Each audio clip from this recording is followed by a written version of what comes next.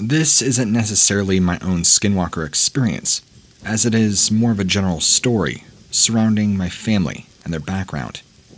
My mother is full Navajo, just like her mother before her, and her father, so my great-grandfather, apparently was, what I'm told, was a Skinwalker.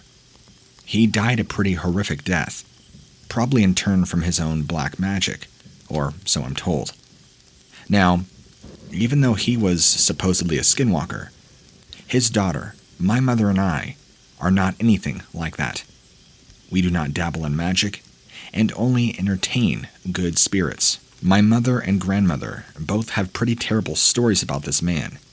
He was very wicked, very abusive, and very mean. It doesn't sound like he became a Skinwalker until later on in life. But even when my grandmother was a little girl, he was just awful to her.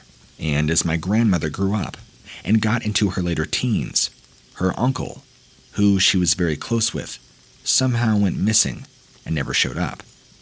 She firmly believes that her own father murdered him in some sort of blood-pact ritual to inherit the powers of a Skinwalker, because after that, her father turned incredibly dark, and sometime when my grandmother was in her early 30s, her father, aka my great-grandfather, passed away, and at that stage in her life, she was pretty detached from her own dad.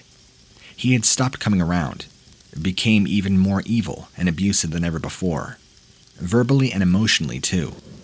She had 3 kids at this point, one of them being my mother, and even her own children feared her father, even after he passed away.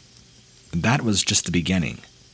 My grandmother claims that after he died, that was just the start of things.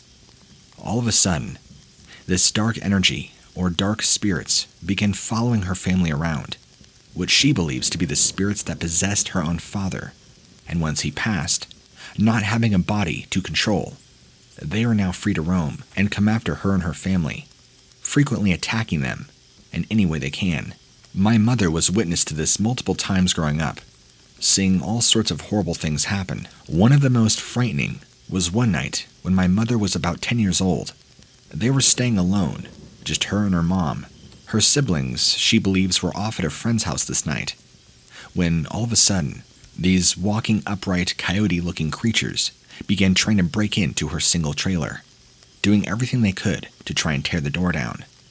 They were very aggressive and evil-looking. She remembers them very clearly, trying to look into the window, like they were searching for a weak point, trying to scare her, and they had glowing red eyes, something that was incredibly evil. After her and her own mother, or my grandmother, began praying, they pretty soon left. But that was just one of the many times that they endured this. Eventually, my mother grew up and moved away off the res, where my grandmother still lives, and still has these attacks every so often. They've definitely died down, and they don't happen near as much. She prays a lot, and she also has a medicine man frequently come out and bless her house and property. But after my mom moving away, down to Southern California, she doesn't now deal with that near as much. When she had me, and I grew up, I actually moved up north to New York State, and safe to say, I don't deal with any of that, thankfully. I call my mom every week, and we talk about it, sometimes. She hasn't had any experiences, not since leaving the res, and many times we'll do a 3-way FaceTime call with my grandmother. She's usually in pretty good spirits, doing pretty well for herself. We only talk about what happens sometimes. She's still doing okay though, not having anything too strong. But when she was younger, the attacks sure were frightening as they were frequent. I'm sorry this wasn't my own personal Skinwalker experience, or maybe it just wasn't that exciting. But I figure the information was unique as it is interesting, and I thought you'd like to hear it, so I shared it with you. You're more than welcome to tell this on your channel. If anybody could offer me advice, like maybe what to do, maybe what to tell my mom or grandmother, and maybe give me some knowledge on if it's true that when my great-grandfather died, the spirits that possessed him and controlled him now still try and haunt my grandmother. But then I also wonder, why have they not attempted to come after me or my mom now that we've moved away? I'm sure there's some reason for this. So, I'm 21 now, and recently, after work, I was telling one of my coworkers about an encounter that I had in high school with some supernatural being. She seems to think it was either a skinwalker or a fae, and was even legitimately surprised that I'm still alive after it. But I don't know. Was wondering if any of you could help me out. So, for context, when I was about 16 or 17, I was hanging out with my group of friends at a friend's house near the Indian Reservation in Washington. This was around Colville.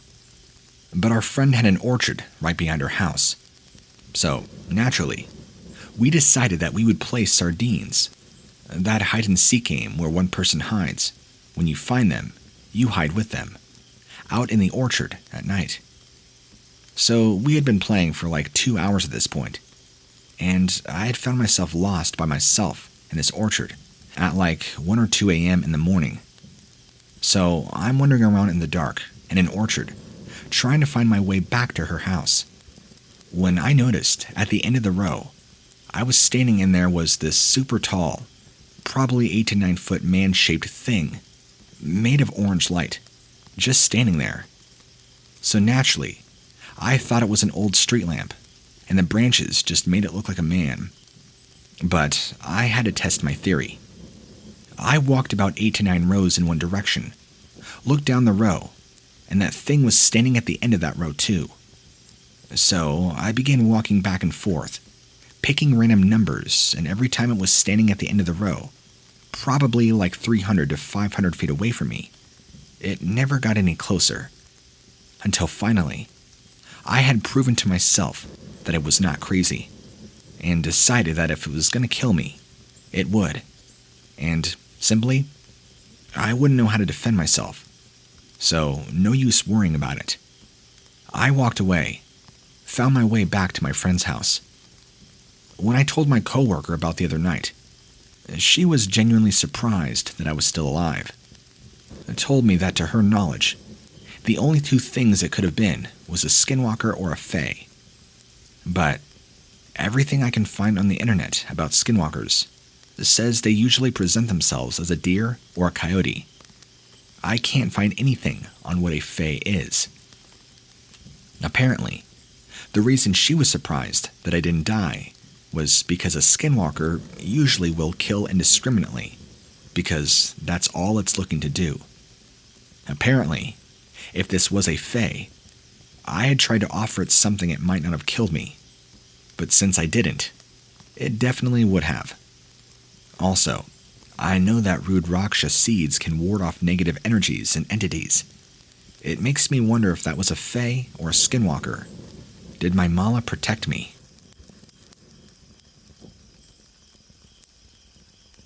I will preface this by saying I'm not trying to categorize what this person saw as a skinwalker.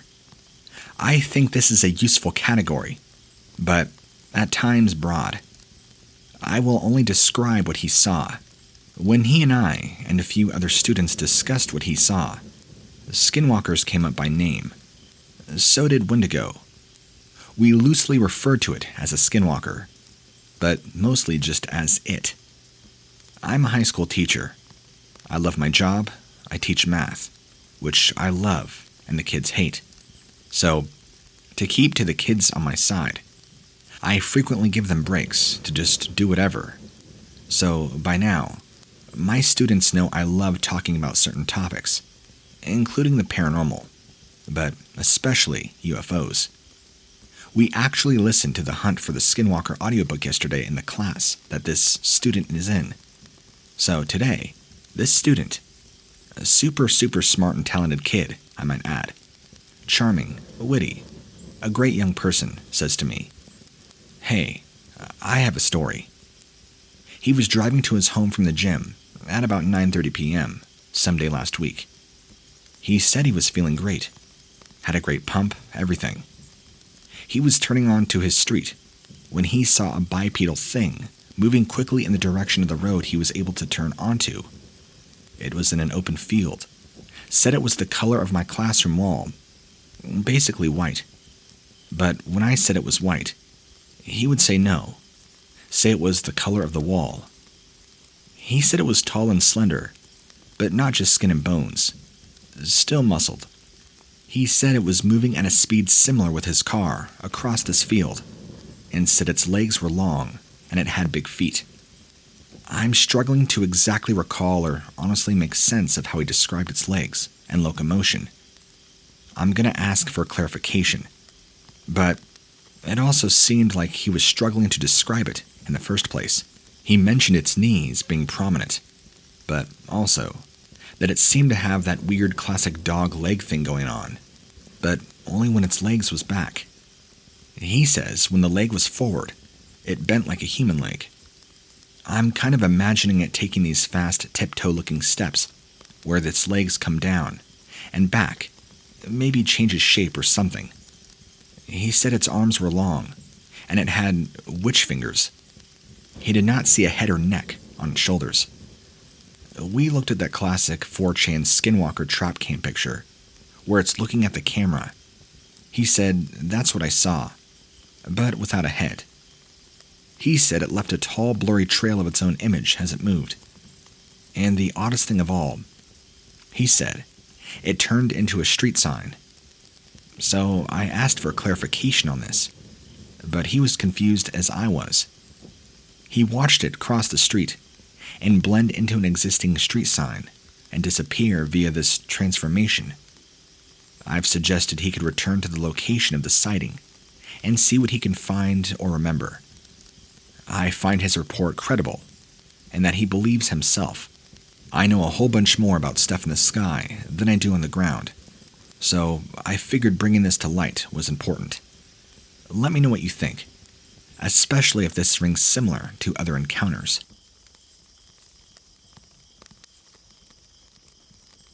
I don't know if what I saw this night was a skinwalker, but it freaked me out pretty bad. So I'm getting off work pretty late. I'm a cook at a restaurant that I won't mention.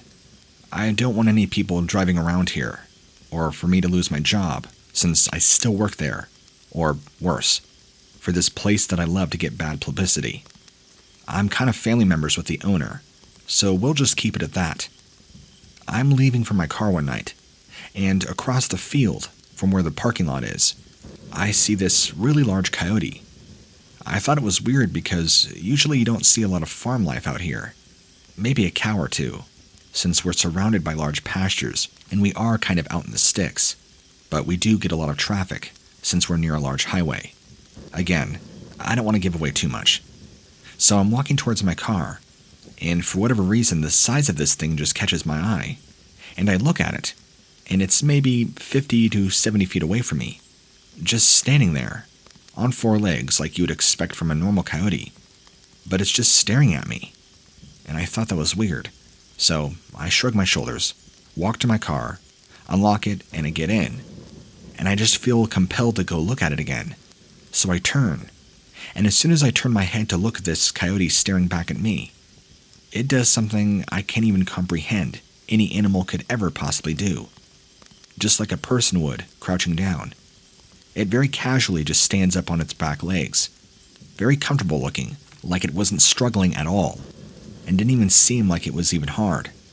It appeared so natural and fluid.